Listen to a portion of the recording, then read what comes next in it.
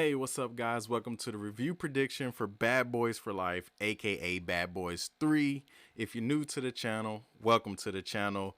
A review prediction is basically where I predict what score I'm going to give a movie before I go see it based off of trailers, marketing, just the vibes that I get. And if it's a part of a franchise or if it's a sequel like Bad Boys, I'll, the movies that came before it will factor into my score a little bit because I try to judge each movie as its own. But I mean, if the movies came before it either totally sucked or they were mixed or they were great, it'll factor into my score in the end. But to get right into it, I think I'm gonna give Bad Boys for Life a 10 out of 10. Just and I know this probably set me up for failure or high expectations, but it's a buddy cop movie with Martin Lawrence and Will Smith, and we haven't seen them since Bad Boys 2, which was in like 2003, 2004.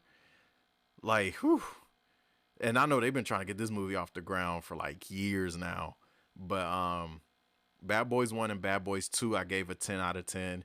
Because, I mean, it's a buddy cop movie with action and comedy.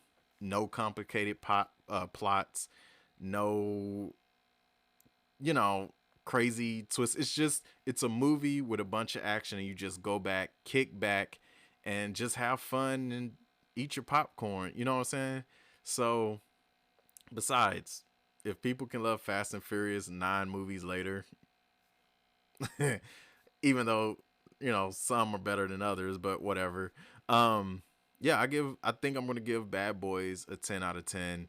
And also another thing I noticed on Rotten Tomatoes, Bad Boys 1 and 2, the audience score for those two movies is a 78%, which is rare because normally with sequels, the original in the audience score wise, the original is way over the sequel, and the sequel is either way below the original or just a little bit above or just a little bit below. But it's very rare that the original and the sequel, same exact score, 78%.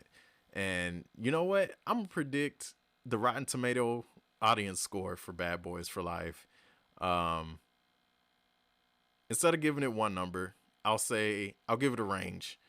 I think the audience score for Bad Boys for Life is going to end up between 70% and 80%.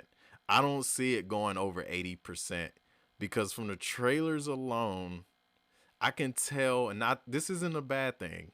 I can tell that this movie tonally it just feels different, looks different, which is not a bad thing. Like I said, it's just I guess you can tell that it's Michael Bay's hands were not in this. I don't know if he's producer. I could be wrong. He might be producer, but I doubt it. Um, he directed the first two. He didn't direct this one. And I think that's probably what it is. You can just tell that the directors changed, but that's not a bad thing.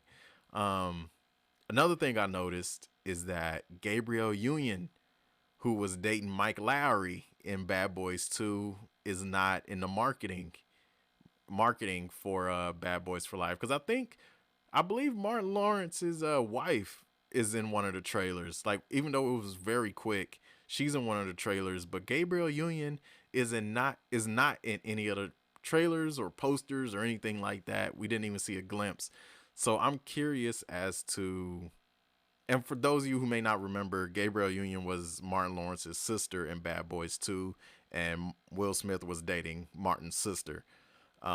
So I'm curious to find out, did they break up? Are they getting married? Are they still dating and getting married? Did they break up? Or are they just gonna be like, we're still together, but she's off on a mission somewhere else?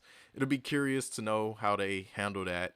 I hope they don't just ignore the fact that he was dating her sister and just move on. Like, that'll be weird to me anyway, as a fan. It might not bother other people, but for me, who love the series so far, it would be real awkward to just ignore that, because we all know Mike Lowry is a flirter. Like, he's a ladies' man, so you can't just ignore the fact that he has or had a girlfriend.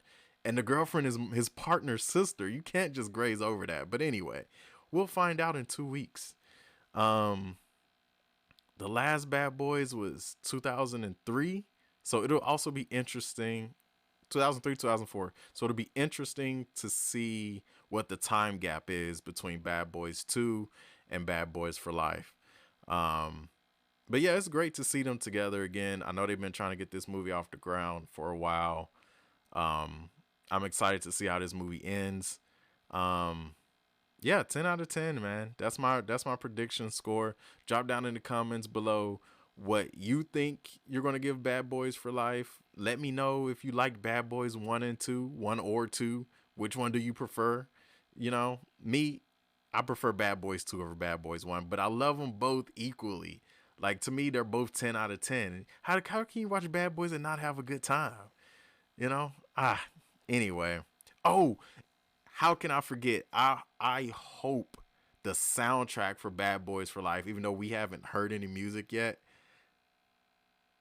Did I say that right? Music yet? Yeah. Anyway, Bad Boys 2 soundtrack was on point. Hopefully Bad Boys for Life soundtrack is on point, but I feel like because we haven't heard anything yet and we're only 2 weeks away from the movie release, it's probably gonna be a mediocre soundtrack. Or maybe they're saving the best for last, or not last, but maybe they're gonna surprise us with a dope ass soundtrack like when the movie releases. I don't know. We'll have to wait and find out. But drop down in the comments below what you think you're gonna give Bad Boys for Life. What score you think you're gonna give it? Let me know what you think the Rotten Tomatoes audience score might end up being. Send in your movie questions. I keep forgetting to say that in every video I do, but this time I remembered. I even put it down here in the little scrolling thing. Send in any movie questions you have. I'll answer them in these types of videos. I do review predictions, vlogs, non-spoiler reviews. Any videos I do, I will answer your questions. Or I will, if I get enough questions, I will answer them in a video by themselves. I'll do like a Q&A type video, or I might live stream the questions. Who knows? It depends. It depends on how often and how many questions I get. But if you want to send in a question, you can comment it down in the comments below in YouTube. You can go to Instagram and DM me your question. My email is also on Instagram at MadRealCinema. Or you can comment under one of my posts on Instagram. If you catch me on Instagram, comment under one of my posts your question. No matter where you post it or send it, if it's a email or a message or on YouTube, I'll see it. So send in your questions. I'll answer them. Hit that subscribe button. Thank you for the support. If you took the time to watch this video, it means a lot. I will catch you guys in the next video.